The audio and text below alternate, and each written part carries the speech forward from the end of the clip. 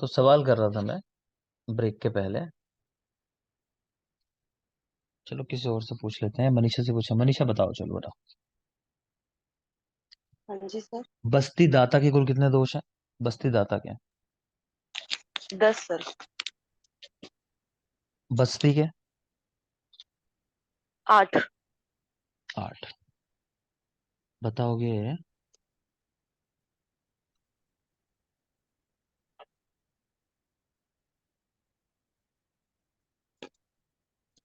Clean दोष की वजह से क्या होता है? बस्ती के जो 8 दोष हैं उसमें क्लीन होने से क्या होता है? सर एक बार रिपीट। क्लिन। हाँ बेटा, क्लीन होने से। अधारित्वम सर। ठीक है, आधारित हूँ। तो बेटा ये क्वेश्चन कब निकलेंगे? अगर आपको क्रम पूरा याद होगा, जैसा मैंने कहा था वो श्लोक याद होंगे। तो इनकी मैं बात नहीं कर रहा, आप देख लेना। ऑलरेडी श्लोक के अंदर मैंने आपको इमेजेस भी दे दी हैं इनकी कि याद करने हैं आपको। जल्दी से चलो देख लेते हैं, बल्कि एक बार, पता नहीं किसने नहीं पढ़ा होगा। तो सिद्धि 5, बस्ती नेत्र दोष 8 लिखे हुए हैं, एक तरफ उनका परिणाम लिखा हुआ है। तो कह रहे हैं ह्रस्व होने से अप्राप्त। कि अगर बस्ती नेत्र जो है ह्रस्व है, छोटा है, तो बस्ती प्राप्त नहीं होगी। दीर्घ होगा तो अति गति होगी उसकी। तनु होने से शोभ होगा। वर्ड याद करना आप, है ना, मीनिंग में इतना नहीं, पर शब्दों में जाना ज्यादा। तनु होने से शोभ। स्थूल होने से कर्षण। स्थूल होने से कर्षण होगा। जीर्ण होने से क्षणन। जीर्ण होने से क्षणन होगा। शिथिल बंधन श्रवा श्राव। पार्श्व छिद्र तो गुड़ पीड़ा। और वक्र होने से गति जीवा। गति जीवा यानी तिरछे जाना, मतलब यह कहने का। तो ह्रस्व होने से अप्राप्त, बस्ती नेत्र के ह्रस्व होने से अप्राप्त। दीर्घ होने से अति गति। दीर्घ अति गति। तनु शोभ। स्थूल कर्षण। जीर्ण क्षणन। शिथिल बंधन श्राव होना। पार्श्व छिद्र गुद पीड़ा। और वक्र होने से गति जीवा। सुश्रुत में बस्ती नेत्र के 11 दोष बताएं, वो भी नंबर याद होगा आपको। फिर है बस्ती दोष 8 और उसका परिणाम। बस्ती दोष 8 और उसका परिणाम। तो विषम होने से गति विषम में। मांसल से विसर्गंध आना। मांसल विसर्गंध। छिन्न से श्राव। छिन्न होने से श्राव। स्थूल होने से दोर्ग्राहा, यानी ग्रहण करने में मुश्किल। स्थूल होने से दोर्ग्राहा। जाल युक्त होने से निश्रवा, कि श्राव होता है, मतलब ये इसका कहने का। हाँ। वातर होने से फेनिल। स्निग्ध होने से च्युत हो जाना, हाथों से छूट जाना। और क्लीन होने से आधार्यत्व, कि पकड़ ही नहीं पाओगे ठीक से उसको। सुश्रुत ने ये दोष 6 बताए हैं, बस्ती दोष। नेक्स्ट है चरक सिद्धि 6। देखते हैं।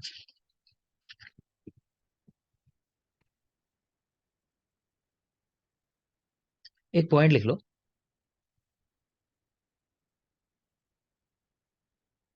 लिखो अति मात्र प्रणित, मतलब ज्यादा मात्रा में बस्ती दी गई, बार बार दी गई, मान लो उस तरह से। तो अति प्रणित बस्ती। ठीक है, इसमें क्या चिकित्सा करोगे आप? तो लिख लेंगे शीर।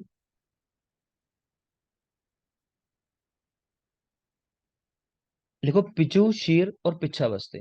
पिचू शीर पिच्छा बस्ती, इनका प्रयोग। पिचू शीर और पिच्छा बस्ती।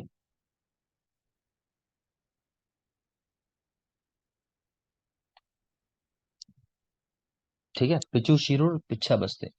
अति मात्रा में अगर बस्ती दी गई है, बार बार दी गई है, कहने का मतलब है। आगे चलते हैं। चैप्टर नंबर 6, चरक सिद्धि 6, वमन विरेचन व्यापक सिद्धि अध्याय। तो समझ में आ रहा है कि वमन विरेचन के जो व्यापक है उनको कैसे ठीक करना है।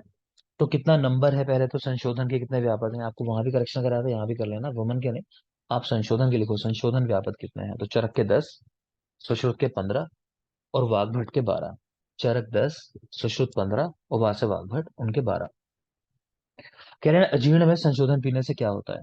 अजीर्ण है किसी को और संशोधन पान कर ले तो क्या होगा? तो ग्लानि, विबंध और विपरीतम प्रवर्तित है। अजीर्ण था, संशोधन औषधि का पान कर लिया तो ग्लानि होगी, विबंध होगा और विपरीतम प्रवर्तित, कि जिस काम के लिए आपने दी है बस्ती, जो द्रव्य दिए हैं, माफ करें, तो उससे अपोजिट काम करने लगे, ये विपरीतम परिवर्तित है। याद रखना। इसके ऊपर कहीं आपकी बुक्स के अंदर ऐसा क्वेश्चन बना रखा है, अब ये तो अपनी बुद्धि से इसको आप कर सकते हो एक्सप्लोर। क्वेश्चन ऐसे बना रखा है कि अगर वमन द्रव्य अजीर्ण में पिला दिया जाए तो क्या होगा? तो आंसर लगा रखा है जैसे विरेचन हो जाएगा। ठीक है ना। लेकिन रियल में मतलब ये है कि ठीक फंक्शन ना होना, जिन कामों के लिए आप दे रहे थे वो काम अच्छे से ना होना। लेकिन इस तरह भी क्वेश्चन बना रखा है, तो याद रखना उस चीज को भी, क्योंकि शब्द आया है विपरीतम परिवर्तित है। क्लियर। नेक्स्ट है मात्रावत औषध का लक्षण, कि औषध मात्रा में दी गई है। तो अल्प मात्रम महावेगम, बहुदोष हरम सुखम, लघु पाकम सुखा स्वादम, प्रीणन व्याधि नाशनम। अल्प मात्रम यानी कम मात्रा में दी जाए, महावेग वाली हो, है ना, तेजी से काम करने वाली हो, बहुदोष हरम सुख देने वाली हो, लघु पाकम सुख हो, स्वादु हो, सुखकारी हो, पीड़न करने वाली हो, व्याधि को नष्ट करने वाली हो। देख लेना, कोई खास नहीं है। बस कहाँ बताया गया है जानना चाहो तो चैप्टर नंबर 6 के अंदर। आगे देखते हैं। ये श्लोक नंबर 15 है, वैसे अगर मन हो देखने का तो 15 नंबर श्लोक है। वमन के पहले क्या कराना चाहिए? तो कफ वर्धक सूजर आहार देना चाहिए। कफ को बढ़ाने वाला लेकिन इजिली डाइजेस्टेबल हो ऐसा आहार देना है। तो वमन के पूर्व कफ वर्धक सूजर आहार। सम्यक वमन विरेचन से कार्श्यता, दौर्बल्यता, लघुता, ये लक्षण आते हैं। सम्यक संशोधन कराओगे किसी का तो उसके शरीर में कृशता होगी, दुर्बलता भी आएगी और लघुता भी आएगी। याद रखेंगे। फिर वही बात है कि देखने में लगता नहीं है कि ऐसे वाले कैरेक्टर हम सम्यक में पढ़ रहे होंगे। तो सम्यक संशोधन में कृशता, दुर्बलता और लघुता, ये लक्षण आएंगे। नेक्स्ट लिख रहे हैं आप, चतुष्पाद की विगुणता से कितने व्यापद होते हैं? तो 10 नंबर ऐसे ही याद रखोगे। चतुष्पाद की विगुणता से 10 व्यापद, संशोधन की विगुणता से अगेन 10 व्यापद। तो चतुष्पाद की विगुणता से 10 और संशोधन की विगुणता से 10 व्यापद। अब संशोधन की जो विगुणता हो रही है उसमें कह रहे हैं 10 में से 7 तो अयोग की वजह से होते हैं और 3 होते हैं अतियोग की वजह से। संशोधन की विगुणता से टोटल 10 जो व्यापद हैं उनमें से 7 अयोग से होते हैं और 3 होते हैं अतियोग से। तो अतियोग से 3 कौन से होते हैं? परिकर्तिका, जीवादान और विभ्रंश। परिकर्तिका, जीवादान, विभ्रंश। याद करने के लिए तो हम बीजेपी करके याद कर लेते हैं इसको। बीजेपी। तो बी यानी विभ्रंश, जे से जीवादान और पी से परिकर्तिका। तो ये 3 अतियोग से होते हैं संशोधन की। बीजेपी, विभ्रंश, जीवादान और परिकर्तिका। नेक्स्ट देखोगे, स्नेहन स्वेदन नहीं कराए पुरुष में औषध प्रयोग से 8 व्यापक होते हैं। नंबर याद रखना इसको भी, कि किसी में स्नेहन स्वेदन नहीं कराया और आपने मेडिसिन का प्रयोग करा दिया तो वहां पे 8 व्यापक हैं। 8। और जो भी इन शब्दों को भूल जाएगा ना पहले क्या लिखा हुआ है तो उसके आंसर गलत हो जाएंगे। तो ये चीज ध्यान रखोगे कि क्या शब्द यूज हुए हैं, उन पे फोकस करना है, तभी आंसर करेक्ट निकलेगा। अति तीक्ष्ण संशोधन होने पर पिच्छा बस्ती का प्रयोग करना चाहिए। अति तीक्ष्ण संशोधन होने पर पिच्छा बस्ती का प्रयोग। नेक्स्ट है जीवादान का कारण क्या है, फिर शुद्ध रक्त के आने में क्या कारण है? तो मृदु कोष्ठ और लघु दोष में तीक्ष्ण औषध का प्रयोग करा देना। कि मृदु कोष्ठ वाला व्यक्ति है या दोष कम थे और आपने वहां तीक्ष्ण औषध का प्रयोग करा दिया तो उसकी वजह से क्या होगा? जीवादान, शुद्ध रक्त का आना। आचार्य सुश्रुत, उन्होंने जीवादान निरूह बस्ती का व्यापक बताया है। आचार्य सुश्रुत, जीवादान निरूह बस्ती का व्यापक है, कि शुद्ध रक्त का आना वो क्यों होता है? निरूह बस्ती की वजह से। ठीक है, उसका कॉम्प्लिकेशन है। यहाँ पहचान बता रहे हैं कि यदि धोने पर रक्त हट जाए तब शुद्ध रक्त है, अदरवाइज वो रक्त पित्त का है। और सुश्रुत ने उल्टा बताया तो हम फिर कह रहा हूँ कि इसको याद ही नहीं करते हैं, कि दोनों के उल्टे पॉइंट है क्योंकि। आगे चलेंगे। रक्त बस्ती का वर्णन चरक, सुश्रुत, वाग्भट सबने किया। जीवादान उपद्रव की चिकित्सा, कि रक्त आया है तो उसकी चिकित्सा क्या करोगे? एक तो पित्त को हरने वाली चिकित्साएं करेंगे, पित्त हरी चिकित्सा। मृग, गो, महिष, अजा, इनके रक्त का पान करने की बात आई है। ठीक है, मृग, गो, महिष, अजा, इनके रक्त का पान। पिच्छा बस्ती का प्रयोग। ठीक है। तो रक्त का पान आया है जीवादान के उपद्रव में, ये ध्यान रखोगे। सुश्रुत ने जीवादान कहा कि बस्ती व्यापक भी है। देख लिया आपने, निरू बस्ती व्यापक अभी पढ़कर आए हैं। ठीक है ना। आगे चलते हैं। चैप्टर नंबर 7, चरक सिद्धि 7। अभी आपने देखा अनुवासन बस्ती के व्यापक, उनकी संख्या थी 6। अब देख रहे हैं निरू बस्ती के व्यापक, तो इनकी संख्या 12। तो निरू बस्ती व्यापक 12 होते हैं। कौन कौन से होते हैं? इनको अगर आप याद कर सको तो याद कर सकते हो। क्वेश्चन ऐसा आ चुका है कि इनमें से कौन सा होता है या नहीं होता है, ऐसा करके। तो निरू बस्ती व्यापक 12: अयोग, अतियोग, क्लम, आधमान, हिक्का, हृदय प्राप्ति, ऊर्ध्वगमन, प्रवाहिका, शिराशूल, अंगशूल, परिकर्तिका। आयोग, अतियोग, क्लम, आधमान, हिक्का, हृदय प्राप्ति, ऊर्ध्वगमन, प्रवाहिका, शिराशूल, अंगशूल, परिकर्तिका। कोई छूटा हुआ इसमें? अयोग, अतियोग, क्लम हो गया, आदमान है, हिक्का है, हृदय प्राप्ति, ऊर्ध्वगमन, प्रवाहिका, शिराशूल, अंगों में वेदना होना, परिकर्तिका, और एक है परिश्राव। बेटा एक छूट गया, परिश्राव, वो भी लिख लो, इसमें 12 हो जाएंगे पूरे। परिश्राव। ठीक है, तो परिकर्तिका परिश्राव एक साथ जैसे देख सकते हो। बाकी लगभग सारी चीजें हैं। ठीक है, आगे चलिए।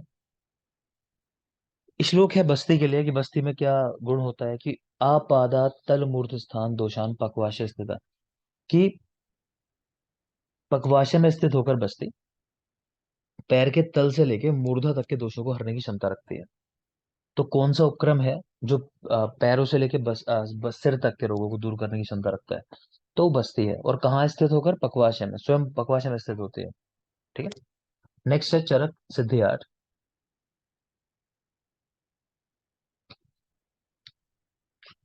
देखेंगे, चैप्टर का नाम है प्रसरत योग्य सिद्धि अध्याय। तो यहाँ पर उपद्रव युक्त अतिसार के 36 भेद बताए गए, 36 उपद्रव युक्त अतिसार के 36 भेद चरक सिद्धि 8 में। अतिसार का चिकित्सा सूत्र बताया गया है, देख पा रहे हो। रक्ते रक्तेन पित्ते तु कषाय स्वादु तिक्त के, सार्य माणे कफे बस्ती कषाय कटु तिक्त के। तो ये पीछे ही पढ़ाया था आपको, अतिसार का चिकित्सा सूत्र देख लेना इसको, कि रक्त में रक्त की बस्ती देनी है, पैथिक कंडीशन में कषाय स्वादु तिक्त द्रव्यों की, कफ को निकालने के लिए कषाय कटु तिक्त द्रव्यों की बस्ती देनी है। तो देख लेंगे, अतिसार का चिकित्सा सूत्र है। भैषज्य रत्नावली में सूती का दशमूल का उल्लेख आया है, जिसके अंदर सिर्फ लघु पंचमूल पड़ा हुआ है। तो सूती का दशमूल में सिर्फ लघु पंचमूल पड़ा है। यही बता दोगे सुशर्मा, षट प्रासर्तक बस्ती कहाँ यूजफुल है, कहाँ देते हैं षट प्रासर्तक बस्ती? सर ये नेत्र रोग और में कोई? है।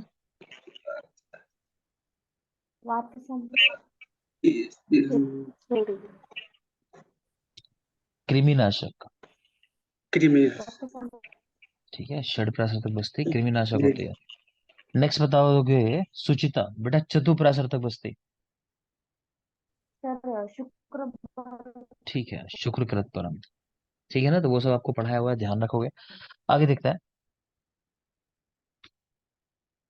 चरक सिद्धि 9। तो शुरू में ही हृदय, बस्ती और सिर। तो अपना मर्म देख पा रहे हो कि हम किनको मर्म कंसिडर करते हैं, 3। कह रहे हैं तस्मान ना बस्ती समम किंचित कर्म मर्म परिपालनम अस्ति, कि मर्मों का पालन करने में या उनको ठीक रखने में बस्ती के समान और कोई नहीं है। ठीक है, तस्मान ना बस्ती समम किंचित कर्म मर्म परिपालनम अस्ति, तो मर्मों के परिपालन में बस्ती के समान और कोई नहीं है। चाहो तो रेफरेंस इसका भी याद रख सकते हो, चैप्टर नंबर 9। ये है श्लोक नंबर 7, मिडिल में लिखा हुआ है, अगर देखना चाहो तो। नेक्स्ट चलेंगे। अब बेटा मूत्र क्रश मूत्रोत्साह सब इस चैप्टर के अंदर ही है। एक मिनट देख लेता हूँ, आगे पीछे कुछ पेज हो रहे हैं।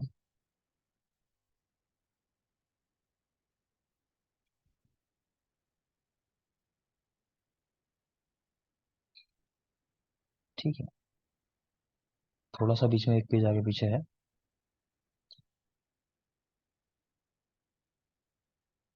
12 नंबर पेज की चीजें आ गई यहाँ, चैप्टर 12 पहले आ गया, जबकि यहाँ पे भी 9 होना चाहिए था, 9 10। ठीक है, चलो कोई बात नहीं।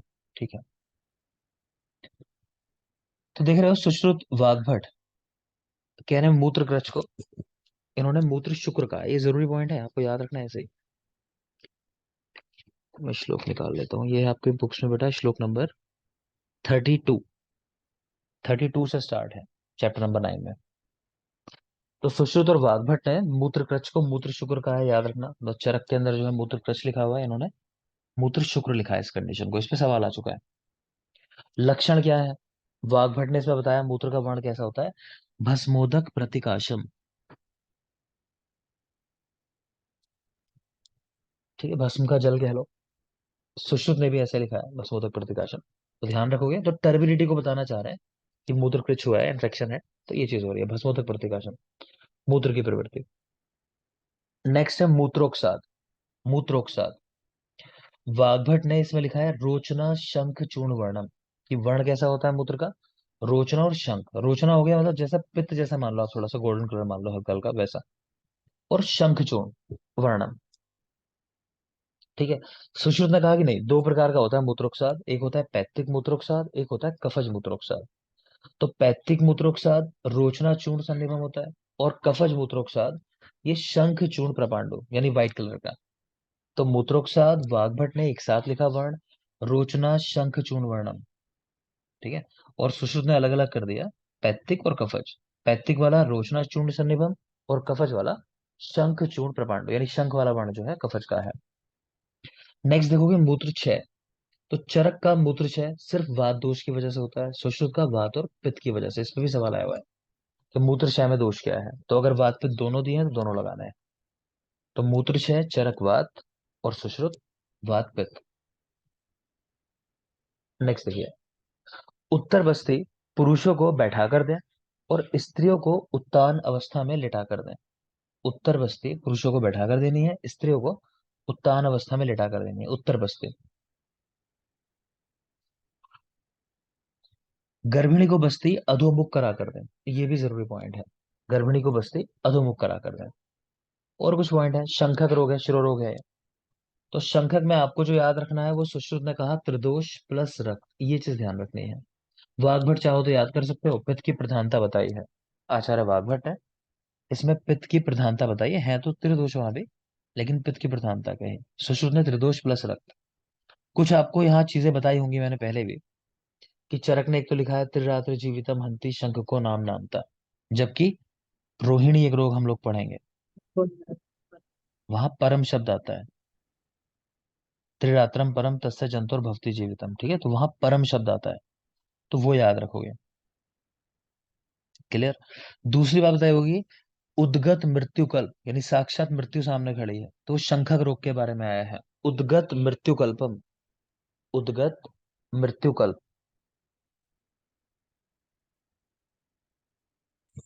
ठीक है। नेक्स्ट लिख लोगे, भीषक सहस्रैर अपि दुर्निवार्यम। भीषक सहस्रैर अपि दुर्निवार्यम, कि हजारों चिकित्सक भी लगे इसको ठीक करने में, तो भी ठीक नहीं कर पाएंगे। भीषक सहस्रैर अपि दुर्निवार्यम। सर आवाज नहीं आ रहा। बाकी लोगों को आ रही है सर आवाज। ठीक है, चलो कोई बात नहीं है। तो लिख लोगे भीषक सहस्रैर अपि, यानी भीषक सहस्र यानी हजार भी अगर लग जाए, अपि दुर्निवार्यम तब भी ठीक करना मुश्किल है उसको, दुर्निवार्य है। नेक्स्ट देखेंगे, अर्धाव भेदक। ठीक है, माइग्रेन से रिलेट करते हैं। तो सुश्रुति देखो, हाँ बाकी के दोष नहीं देखे हैं। सुश्रुत त्रिदोषज कहा अर्धाव भेदक को। आगे देखो, चरक ने एक बात लिखी है इसमें, नयनम व अथवा श्रोत्रम अति प्रवृद्धे विनाशेत, कि अगर अधिक बढ़ जाए ये रोग तो या तो नेत्रों को या सुनने की क्षमता को नष्ट कर देता है। तो नयनम व अथवा श्रोत्रम अति प्रवृद्धो विनाशेत। और देखेंगे, सूर्यावर्त की चिकित्सा। क्या चिकित्सा है सूर्यावर्त रोग की? अगला रोग है सूर्यावर्त। ठीक। तो उसमें क्या होता है कि सूर्य के साथ जैसे जैसे सूर्य निकलता जाएगा उतना उतना पेन बढ़ता चला जाएगा, इस तरह वाली बात है। तो सर्पिश्चा उत्तर भक्तिकम। ठीक है, भोजन के बाद घृतपान की बात कर रहे हैं। और त्रिस्नेह धारणम। सर्पिश्चा उत्तर भक्तिकम और त्रिस्नेह धारणम, यानी स्नेह देना है हर तरीके से। तो जैसे बस्तियां हो गई तीनों प्रकार की, है ना, तो सर त्रिस्नेह धारणम याद रखोगे। दोष लिखे आगे, नहीं उतना ध्यान देना आपको। मेनली सूर्यावर्ती चिकित्सा, सर्पिश्चा उत्तर भक्तिकम। नेक्स्ट आ जाओ, लास्ट चैप्टर है चरक। नहीं अभी रह गया, बीच में आ गया चैप्टर ना। ये देखोगे अगले पेज पे आ जाना बेटा, इसी की और पॉइंट है, अनंतवात रोग लिखा हुआ है, एक पेज गैप करके आ जाओ। तो अनंतवात, तो उसमें भी ये बात ध्यान रखनी है कि नाम वात लिखा हुआ है लेकिन दोष त्रिदोष ही है। और मैं बार बार कह रहा हूँ कि सुश्रुत के ही याद रखना है, और सुश्रुत ने सभी शिरोरोग के अंदर त्रिदोष बताया है, जितने भी सिंगल दोष वाले नहीं है, है ना, जैसे वातक वातिक पैतिक कफज रक्तज उनको छोड़ दो, बाकी सब में उन्होंने लिखा त्रिदोष। शंखक में साथ में रक्त भी जोड़ दिया है, तो इतना याद रखना है बस। तो अनंतवाद भी त्रिदोषज ही है, वातज नहीं है। होता क्या है इसमें, मन्या पश्चात घाटासु वेदना, यानी पीछे की तरफ गर्दन में कह रहे हैं पीड़ा का होना, वेदना का होना, तो मन्या प्रदेश में ऐसा याद रखो, वेदना का होना। द्वारम ही शीर्षो नासा, श्लोक ध्यान आ रहा होगा। नासा ही शीर्षो द्वारम, वाग्भट का श्लोक है। चरक का है, बापट का है, नासाई शीर्ष द्वार। ठीक है बेटा, और ये चरक का है, द्वारम ही शीर्षो नासा। नेक्स्ट आ जाओ, चरक सिद्धि 10, बस्ती सिद्धि अध्याय। तो कह रहे हैं कर्म अन्याद वस्ति समम ना विद्यते, शीघ्र सुख विशोधित्वात्, आशुपतर्पण योगाच, नृत्याच। कहने का मतलब है कि कोई ऐसा काम नहीं है जो बस्ती के समान हो, इतनी जल्दी अवतर्पण कराने में, इतनी जल्दी विशोधन कराने में, और इतना नृत्य यानी कोई कॉम्प्लिकेशन नहीं हो जिसका। तो ऐसा और कोई भी कर्म नहीं है, तो बस्ती के लिए आया है। तो 5 नंबर श्लोक है, देखना चाहो तो। इस चैप्टर में कह रहे हैं वात पित्त कफ को नष्ट करने वाली तीन तीन बस्तियां बताई गई हैं। तीन बस्तियां वात को नष्ट करने वाली, तीन पित्त को, तीन कफ को नष्ट करने वाली, तीन तीन बस्तियां। प्रवाही का रोग जो होता है उसकी चिकित्सा में शालमल्ली और मोचरस से सिद्ध बस्तियां देने की बात आई है, बहुत जरूरी है। प्रवाहिका में शालमल्ली और मोचरस सिद्ध बस्तियां। कुल 37 बस्तियों का उल्लेख है इस चैप्टर के अंदर, 37। और चरक सिद्धि 12, इन लास्ट चैप्टर जो है चरक संहिता का, उसमें 216 बस्तियों का उल्लेख है। तो कुल 37 बस्तियां आई हैं यहाँ, और चरक सिद्धि 12 में 216 बस्तियां आई हैं। नेक्स्ट आ जाओगे चरक सिद्धि 11, फल मात्रा सिद्धि। चैप्टर की कुछ चीजें ऑलरेडी याद है आपको। एक तो ये कि पशु चिकित्सा का उल्लेख चरक संहिता में कहाँ कहाँ आया है तो सिद्धि 11 के अंदर, और इसके अलावा विश्व चिकित्सा अध्याय के अंदर, चिकित्सा स्थान के। दूसरा, चार सदा आतुर का उल्लेख इस चैप्टर के अंदर आया है। तो क्यों आतुर होते हैं? क्योंकि वेगों को धारण करते हैं। ठीक है, देख लो चलो। तो पशु चिकित्सा का उल्लेख चरक सिद्धि 11 और चरक चिकित्सा 23, विश्व चिकित्सा अध्याय। पशुओं में अनुवासन बस्ती की मात्रा बताई गई है, वहां की निरु से 1/8 होती है, निरु से 1/8।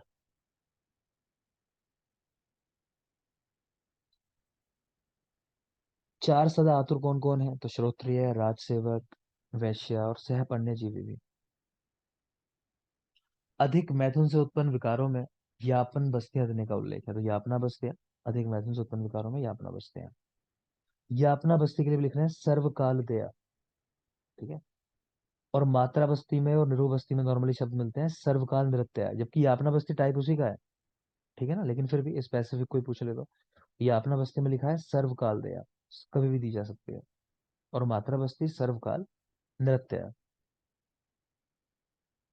यापना बस्तियां स्वस्था नाम आतुराणाम च वृद्धा नाम च अविरोधी नाम। स्वस्थ के लिए भी इनका विरोध नहीं है, आतुर के लिए भी विरोध नहीं है, वृद्धों के लिए भी विरोध नहीं है, सबको दी जा सकती है। ठीक है, पीछे हमने निरू में देखा था कि शिशु और वृद्ध सब दोनों को दी जा सकती है। यहाँ देख रहे हो स्वस्थ और डिजीज दोनों को दी जा सकती है, और वृद्धों में भी। सर्व रोग प्रशमना सर्वेश वृत्तिषु योगी का, यानी सब आपके पर्पस पूरा कराने वाले। नारी नाम अप्रजाता नाम नरा नाम च अपत्य दा, तो नरों को भी संतान देने वाली, स्त्रियों के लिए भी सेम ऐसे ही है। उभयार्थ करा दृष्टा स्नेह बस्ती नृहुय, कह रहे हैं दोनों काम करने वाली होती है यापन बस्ती, दोनों के फंक्शन, स्नेह बस्ती का भी और निरूह बस्ती का भी, दोनों के फंक्शन करती है। आगे देखेंगे।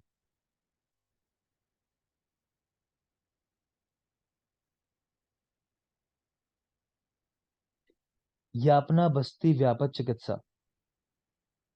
अच्छा, ये चीज ध्यान रखना, लास्ट वाला पॉइंट जो जरूरी है इसका, कि दोनों काम करने वाली थी यापना बस्ती है ना। यापना बस्ती व्यापक चिकित्सा, तो अरिष्ट, शीर, दीपन क्रियाएं। कह रहे हैं यापन बस्ती से भी कुछ कॉम्प्लिकेशन अगर हो जाए तो वहां क्या करना है? अरिस्टो का प्रयोग कराना है, शीर का प्रयोग कराना है, और दीपन क्रियाएं करानी है।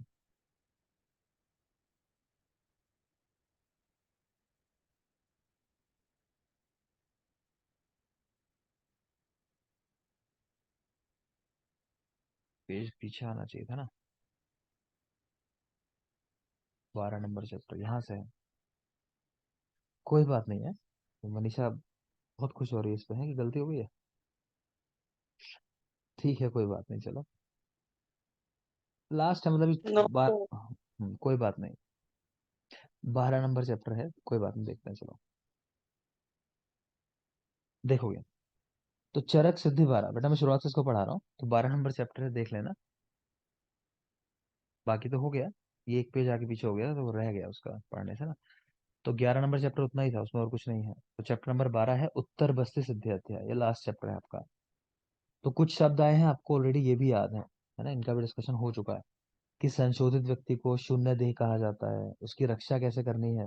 तो जैसे तरुण अंडे की रक्षा करनी है, तेल से भरे पात्र की रक्षा करनी है, या फिर जैसे गोपाल अपनी गायों की रक्षा करता है, तो उस तरह से रक्षा करनी है। तो ये कंपैरिजन तो क्वेश्चन आ चुका है, किसके समान रक्षा करनी है, इसको याद रखोगे। तरुण अंड, तेल पूर्ण पात्र, गोपाल इव दंडिका।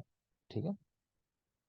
बाकी संशोधित को कहते हैं शून्य देह, मृत को कहते हैं शून्यागार, सूतिका को कहते हैं शून्य शरीर, और संशोधित को कहते हैं शून्य देह। तो संशोधित शून्य देह, सूतिका शून्य शरीर, मृत शून्यागार, और संशोधित तो शून्य देह। संशोधित व्यक्ति शून्य देह। चरक ने गर्भिणी के लिए अंतर्वर्तनी इस शब्द का प्रयोग किया। अंतर्वर्तनी मतलब जिसके अंदर शल्य है, ऐसा कह लो। ठीक है, गर्भिणी के लिए। और इसकी रक्षा कह रहे हैं तेल से पूर्ण पात्र के समान इसकी रक्षा करनी चाहिए, तेल पूर्ण पात्र के समान। तो ऐसा ही ऊपर भी लिखा हुआ है संशोधित व्यक्ति के लिए कि उसकी भी तेल पूर्ण पात्र के समान रक्षा करनी है। यहाँ संसर्जन का क्रम लिखा है, अब बात नहीं करेंगे, आपको याद होगा। 21, 23, 15, 64, वाग्भट का 1, 23, 15, 64, सुश्रुत का 15, 2, 3, 4, 1, 2, 3, 1, 5। मतलब 15, 15 शुरू में आखिर में, और 2, 3, 4, 1, 2, 3 बीच में। नेक्स्ट आ जाओगे अष्ट महादोषकर भाव। अष्ट महादोषकर भाव, तो एक तरफ भाव लिखे हुए हैं और उनके सामने क्या होता है उसकी वजह से। ठीक है, तो 8 चीजें हैं बस्ती लेने के बाद, अगर कोई इन चीजों को करता है तो क्या क्या हो सकता है उसके साथ। तो ऊंचे स्वर में बोलना, तो ऊर्ध्वक रोग यानी ऊर्ध्व शरीर के रोग हो जाएंगे। रथ आदि शोभ युक्त सवारी पे अगर जाएगा तो सर्वदेह के रोग हो सकते हैं, सर्वदेह के रोग। अति संक्रमण से अधोगत रोग, अति संक्रमण से अधोगत रोग। एक आसन में अधिक बैठने से तो मध्य देह के रोग, एक आसन में अधिक बैठना तो मध्य देह के रोग। अजीर्ण में भोजन करने से आमज दोष, अहित भोजन करने से दोषज रोग, दिवा स्वाप से कफज रोग, मैथुन से क्षयज रोग। तो बस्ती लेने के बाद 8 चीजें मना है, उनसे क्या क्या हो रहा है याद कर लेना। थोड़ा समझा दे रहा हूं मैं, कैसे समझ सकते हो। देखो, ऊंची आवाज में बोल रहे हो, है ना, बोलने का मुदान वायु कराती है, ऊपरी हिस्से में रहती है, तो ऊपर की रोग करा देगी, ऊर्ध्वक रोग। रथ आदि शोभ युक्त सवारी में जा रहे हो तो पूरा शरीर ही उसमें हिलता है, तो सारे देह के रोग हो जाएंगे। अति संक्रमण चलना, तो पैरों से चलते हैं तो पैर निचला हिस्सा है शरीर का, तो नीचे के ही रोग होने, अधोगत रोग अति संक्रमण से।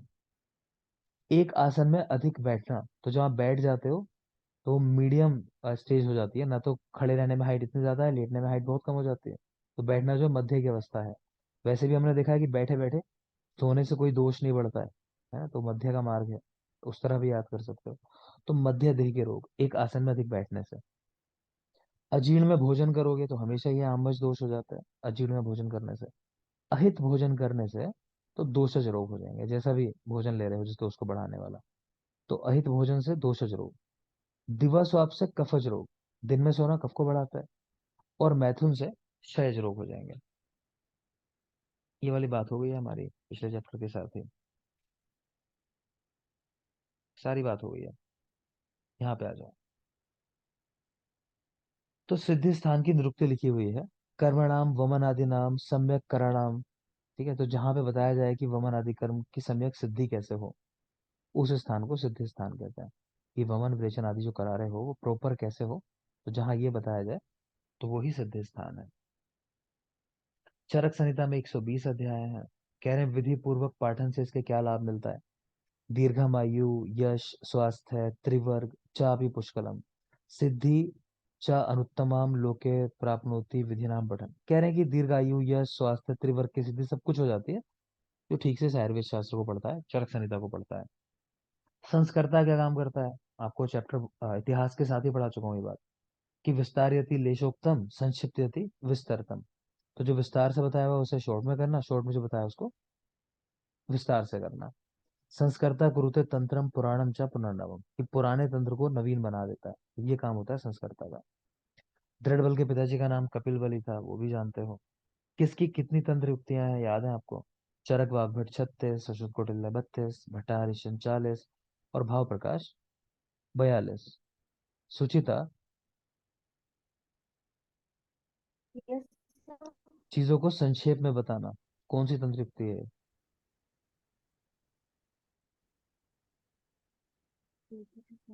नाम संक्षेप अभिधानम, ऐसा क्या है? और कोई? याद नहीं हो रहा। संक्षेप। ये संक्षेप तो मैं बता रहा हूँ ना, संक्षेप में बताना हुआ क्या वो? ये तो क्वेश्चन है, संक्षेप में बताना है क्या चीज? ये क्या चीजें संक्षेप में बताते हैं जो तंत्र युक्ति कौन सी है? किसी को याद नहीं?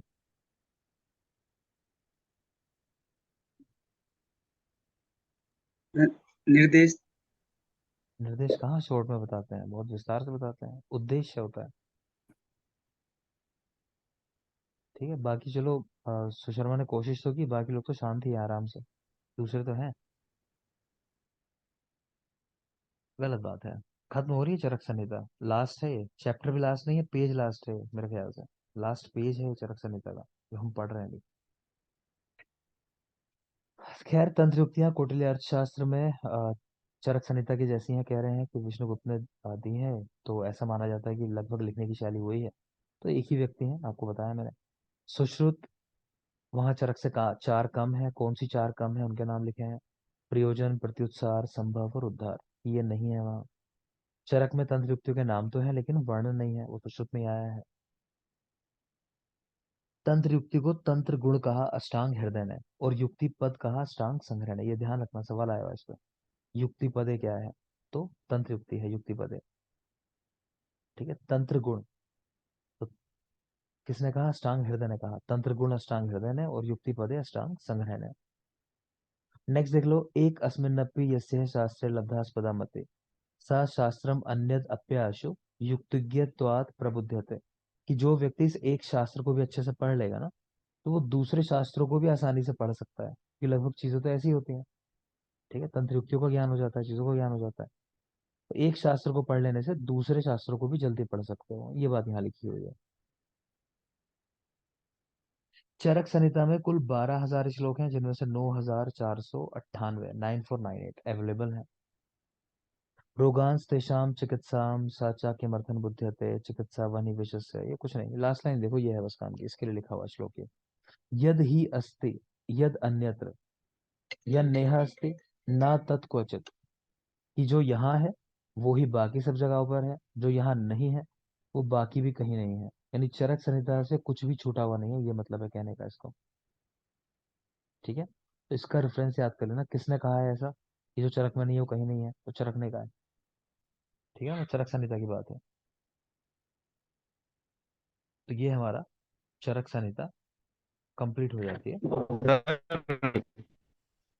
हाँ सुमित, क्या कह रहे हो? ज्यादा ये जो भी आपने बताया था उद्देश्य जी तंत्र युक्ति के बारे में, ये सर कहाँ पढ़ा है हमने, चरक में या सुश्रुत? चरक सूत्र एक में आपको वहीं पे लिखवा रखी ऊपर है है। मेजर कंस्ट्रक्टियां, सूत्र एक के साथ। ठीक है, सारी नहीं पढ़नी होती, कुछ ही जरूरी है, वहां बता रखी है। दूसरी बात है, आपका बेटा फाइनली आज ये पोर्शन कंप्लीट हो चुका है, तो कल जब आप लोग आओगे तो आपको क्या याद होगा? मैंने आपको एक दो वो शेयर की होंगी वीडियोस, सुश्रुत, और उसमें है जो कर्म है ना, शल्य कर्म जो है, कहाँ पे किस रोग में क्या कर्म करते हैं, प्लस यंत्र शस्त्र वाली शेयर की होगी वीडियो। ठीक है, और देखी नहीं होंगी लोगों ने, मैंने बाद में वो लॉक कर दी हैं मैक्सिमम। आजकल में देखी किसी ने, पढ़ी नहीं है मुझे लगता है किसी ने भी, तो किसी ने कहा नहीं। सर नोट दे दीजिए। क्या मनीषा? नोट्स उनके चाहिए थे। नोट्स में अभी डाल दे रहा हूँ, किसी ग्रुप में डाले हैं वैसे, मगर फिर डाल दे रहा हूँ एक बार। ठीक है, तो वीडियो हो गई तैयार मनीषा, वो मैटर तैयार कर लिया? No sir. तो कल आओगे तो कल इतना करना कम से कम, जो यंत्र शस्त्र वाला पार्ट है, मैं वीडियो देख ले रहा हूँ एक बार, अगर मैंने लॉक लगाई होगी ओपन कर दे रहा हूँ, पढ़ के आना कम से कम उसको, क्योंकि वो आपको रटना है बेटा, मैं तो पढ़ा दूंगा मुझे क्या, लेकिन वो रटना है, थोड़ा टाइम मिल जाता है वीडियो देखते हो तो आराम से। ठीक है, तो उसको करके आना। मैं बाकी दे रहा हूँ आपको, तो कल से वो पार्ट शुरू कर देंगे यहाँ पे।